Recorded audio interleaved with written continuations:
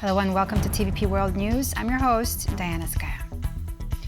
Russian President Vladimir Putin has announced a 3-day ceasefire set to begin on May 8 to mark the 80th anniversary of the Red Army's victory in World War II. Now, the announcement comes just a little over a week after the Kremlin's unilateral declaration of an Easter ceasefire, which Moscow was found to have violated on multiple occasions. Now, the Kremlin said the 72-hour ceasefire would run from the start of May 8 to the end of May 10, and Russia called on Ukraine to join in as well. Ukrainian Foreign Minister Andriy Sybiha commented on the announcement on Platform X, saying that if Russia truly wants peace, it should halt attacks immediately and that the ceasefire should last at least 30 days. Now, Putin's 3-day ceasefire proposal with Ukraine has prompted outrage from the war-torn country as it battles another year of the Kremlin's war machine. It's also prompted silence from Brussels. Let's head on over now live to our EU correspondent, Angela Skujins from the Belgian capital. Angela, hello. Now, what kind of reactions have you been hearing from the European Commission on this? Hi, Diana. So we've only heard silence from the European Commission as that news has rolled in over the last few hours regarding the Kremlin's proposal for that multi-day ceasefire. So I sent questions to the European Commission spokesperson for Foreign Affairs as well as the wider European Commission spokesperson service, but so far have only heard silence on this matter. But hours before, at a press conference earlier in the day, we did hear European Commission Chief Spokesperson Paula Pinho reiterate the EU's stance as Ukraine battles another year of Russian invasion, as well as those turbulent ceasefire talks being brokered by US President Donald Trump. So let's take a listen to what that chief spokesperson had to say. President Zelensky has been very much aligned with the EU position and vice versa. We've been very much aligned with President Zelensky on the position with regard to peace and negotiations regarding a ceasefire agreement, where absolutely the position of Ukraine is the determining position.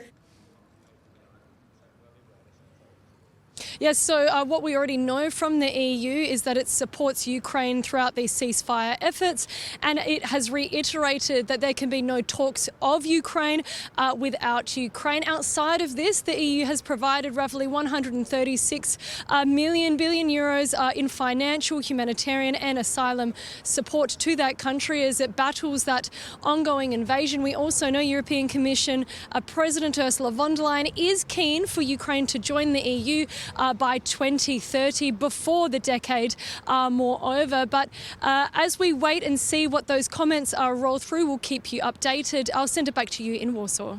And also will be interesting to see if Vladimir Putin himself will stick to the ceasefire. Thank you so much, Angela Skujins, coming to us live from Brussels. A nationwide power outage hit Spain and Portugal, with partial outages also reported in France, leaving millions without electricity, according to media and local reports on Monday. In Spain, efforts to restore access to power have already begun. The Spanish government gathered for an emergency meeting as the situation developed. Reports are saying that numerous passengers were left stranded in the metro systems of the Spanish and Portuguese capitals, with trains stuck in tunnels between stations.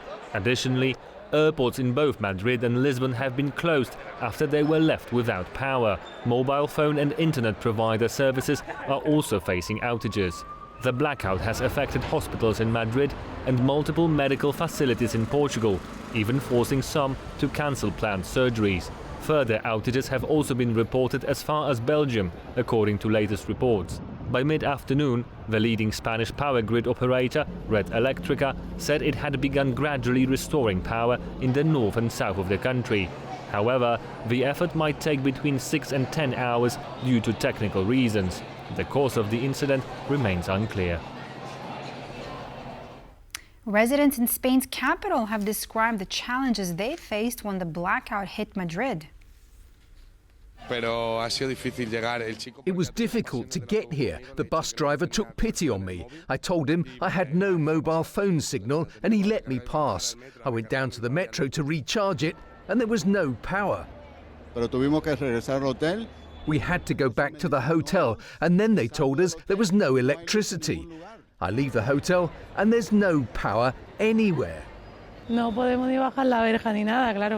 We cannot put down the shop's metal shutter. We are in a bit of a cuff here, seeing what's going to happen like all the people in the shops. Ukraine is ready to assist Spain and Portugal in their efforts to restore power. Ukrainian Energy Minister German Galushenko said in a post on social media platform X after large parts of the Iberian Peninsula were hit by blackouts.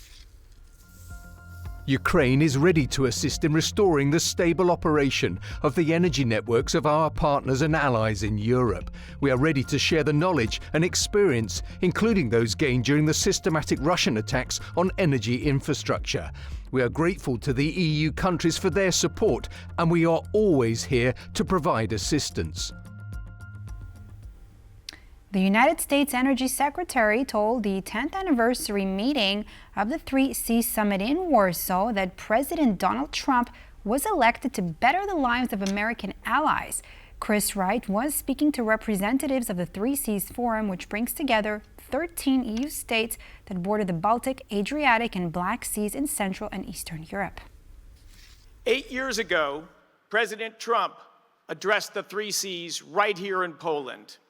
And I will quote his words: "We support your drive for greater prosperity and security. We applaud your initiative to expand infrastructure, and we welcome this historic opportunity to deepen our economic partnership with your region." I can't top those words, but I can reiterate them today. The United States stands here in partnership with all of you. We seek to work with you all for much betterment via energy, economic, and strategic cooperation. President Trump's agenda is simple: prosperity at home and peace abroad. He was elected by the American people to bring back common sense to Washington and focus on bettering the lives of our citizens and our allies. I am in a room full of allies. Thank you for all of that.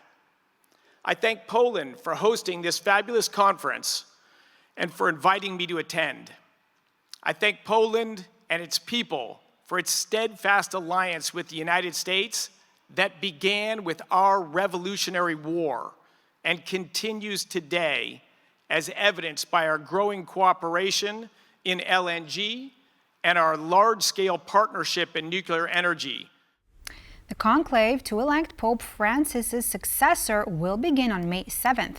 Some 135 cardinals from 70 countries are eligible to participate in the gathering, due to take place at the Sistine Chapel.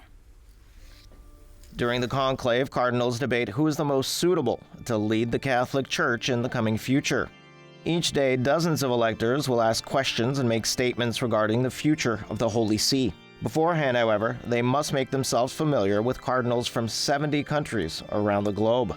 The entire process is kept hidden, with electors swearing an oath of secrecy before entering the discussion chamber. During the conclave, cardinals will stay in the House of St. Martha, where Pope Francis spent his last 12 years. It will mark the first time electors will stay in the residence of a former pope. And on that, we end this edition of World News here on TVP World.